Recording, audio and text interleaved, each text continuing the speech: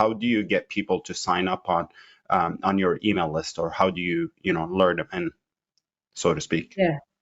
I mean, it could be a lot of different things. It could be a report, it could be something printable that they download, it could be another video, but and you can set up one that would be appealing to most of your audience, but the more you can target it to what you're actually doing, the better. So for example, say you are selling a certain type of printable, but you have another document or something that will make it easier, or if you've written a book and you have a worksheet or a checklist that they could come and grab that's related to that book, you want to make it always as targeted as possible, because if you're just offering general things, then people aren't going to come. But if you can relate it to what you've actually just sold them or what content they've just consumed, then they're more likely to come. So ultimately, you're not just going to have one page that's going to grow your list. You're going to be creating more offers as you go, and you don't have to do it all to start, but as you